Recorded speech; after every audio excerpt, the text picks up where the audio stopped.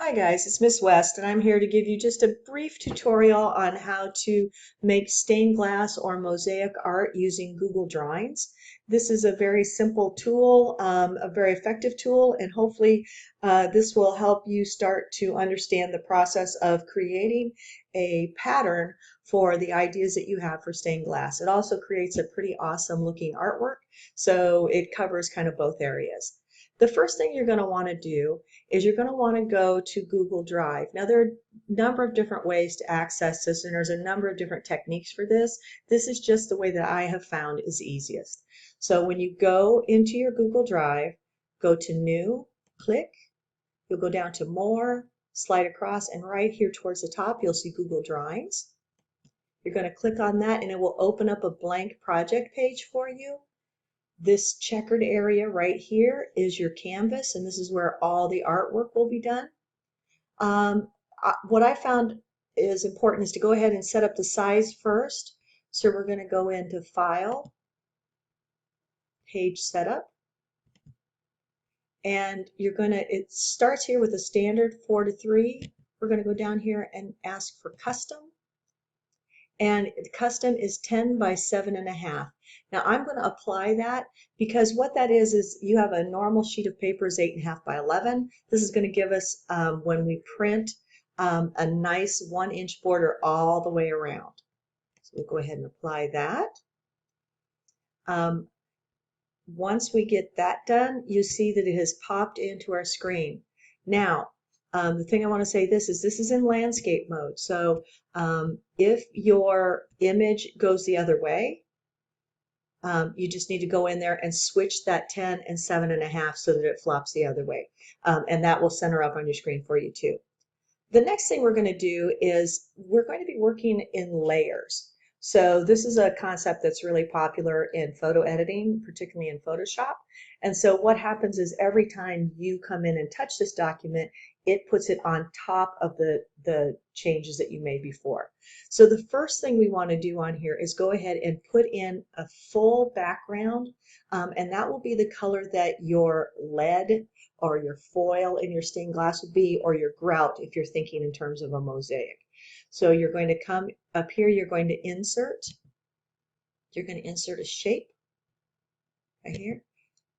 Just choose rectangle, and you're going to come a little bit outside the border. You're going to click and drag, cover up that whole area, and then you're going to choose the color. Now, I'm going to choose a color not black, but kind of like what the stained glass foil looks like once you've soldered it.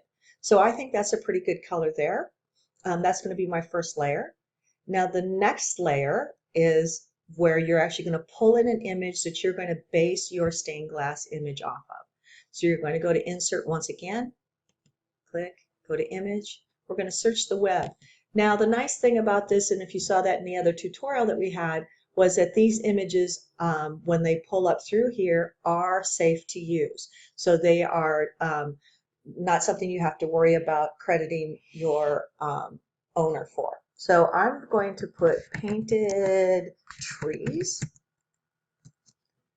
And actually, maybe I'll actually change that to tree paintings. Let's try this again. The reason why I'm looking for a painting is when you're doing this project, it's helpful to have that first step of converting what's out there in nature into colors. It's a much simpler process. And so because this is our first time doing this, I think it's not a bad idea to go ahead and try doing that this way. So I'm going to search down here. I'm going to pause for a second while I find the image and then come back. Okay, I've pulled this image in to my canvas workspace. As you see, the size is a little bit off, but you can just come up to the corners here. And you want to try to fill up your space as much as possible. We want to try to get as close to that as we can.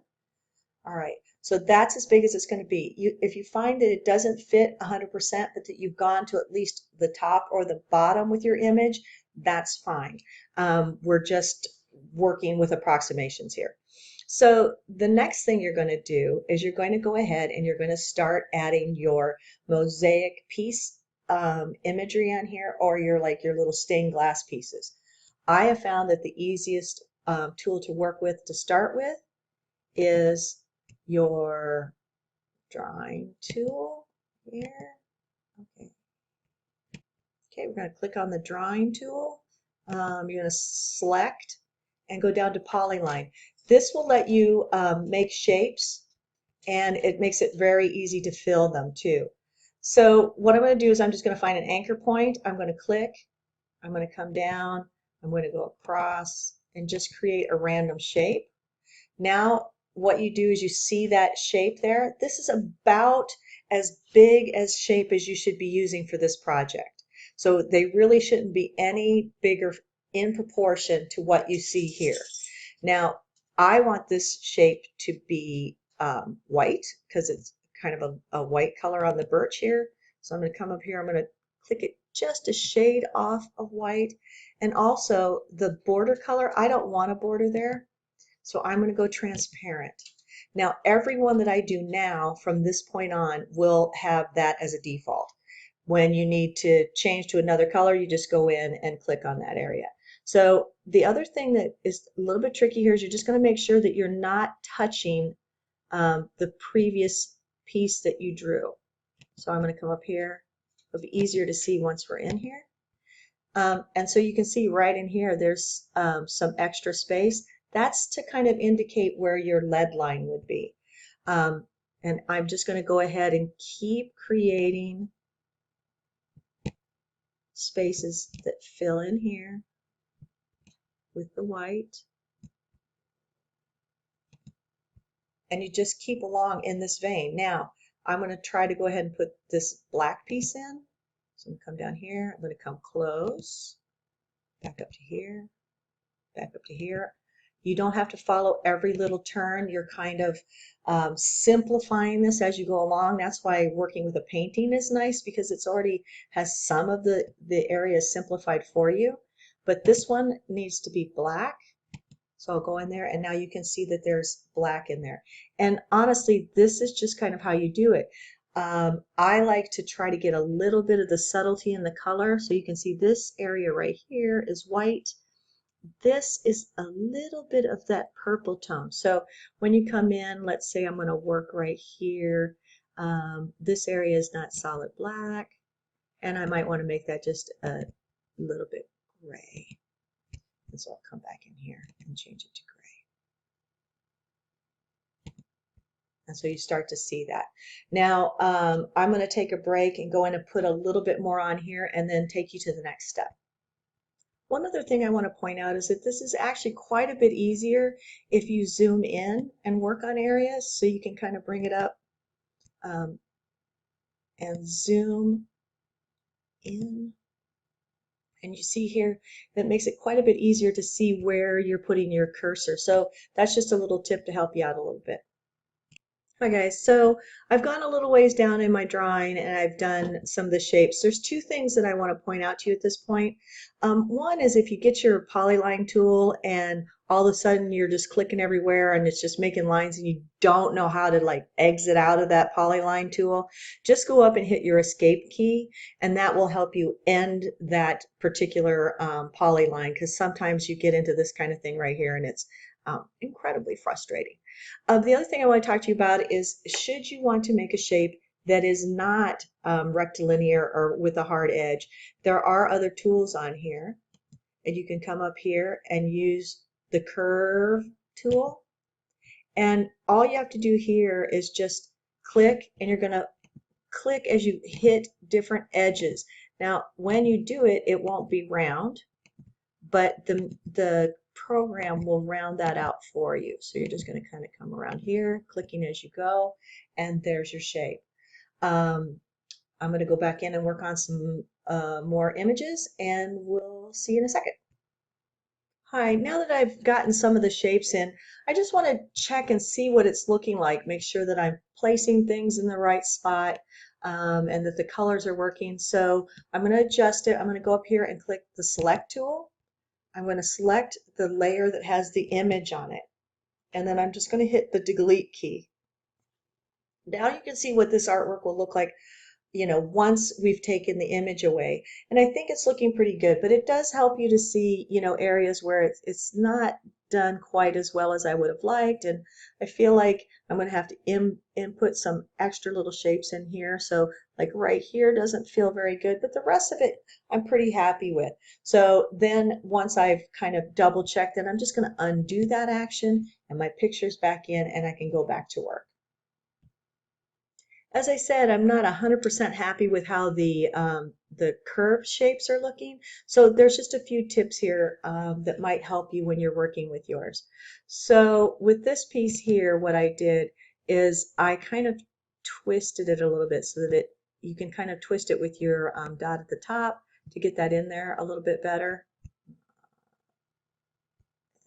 Not that back. Also, if you click, we use your arrow keys, you can move them around, but the movements are pretty big. So if you hold your shift key and move, it gives you smaller movements, gives you quite a bit more control when you're moving those around. I just find it much easier to use. Just hold your shift key down and then you can really get it in there right exactly where you want it. And you can twist it around a little bit. And this guy looks like he needs to come up a little. And now they're much tighter and I think they look better. So just another tip to help get it just exactly. Hey guys, I've been working on this image and I have a couple of tips for you. The first is, although that you can use the curve tool, I have found it much easier to manipulate those pieces together using the polyline tool. So use whichever one you want. I just found the polyline tool was easier. The second thing is that when you're filling in your spaces and you go into select them and you come up to your color fill, if you go over to the gradient tool, I think you'll find that when you fill with a gradient, it looks much more like stained glass. So I feel like that would be much more in keeping with our project. You can use whichever one you want, or you can use a combination of them, but I just like the way it looks. I feel like it looks more like stained glass. The other thing is when you're in gradient, if you don't like the limited palette that you have here, you can come down to custom. You can come in here, choose a color that you want to work with, click, and it will give you a preview of the gradient that you're going to get. So I'm going to go and work some more, and we'll be back in just a few minutes. This is another tip that I've found, actually two tips for you while you're working on this. The first is you're going to be looking at this image a lot, so make sure that you like it. For example, I'm not in love with this. I just kind of grabbed it to work on. And when you spend this much time on something, you really should like it. So spend a little extra time and make sure that you like the image. The second thing that I found, and this is just something that will help you save some time, is if instead of when you go through and you make your shapes, you color them individually as you do each shape. What I've been doing is like here, I'm just coming in and making sure that I'm doing them all the same color. I'm just filling in, just coming in, making my shapes, um, and then go in and do the color later. And it just goes so much faster. So just a little tip, you can do it either way, but if you're starting to get impatient and you feel like it's getting a little tiresome or tedious, you can go ahead and do it this way, and this just goes so much faster. Just come back in here, then hit your fill color, um, and do that, and then you'll be selecting and coloring in, and this just is a lot faster. Okay, guys, we're almost done with this project. So now what we need to do is get rid of the image that we brought in for the original drawing. Now, in order to do that, we have to be able to click on it, and it's kind of difficult to do with all these little mosaic tiles all over it. So I'm just going to choose any one, a random one. I'm going to go to Arrange, Order, and Send to the back. Once I do that, the piece is still there, it's just on the very bottom layer. But at this point, what we're going to do is we're going to go ahead, and now when I click here, you can see it has selected the entire area. Now what I'm going to do is go delete, and what you see now is the entire image as it's going to be when we're done. Now, you can go ahead and do this. So then I'm going to click my grout layer, and I'm going to move that back, order, sent to the back. And now that piece that was all the way in the back has popped up forward. So now the image is looking really good.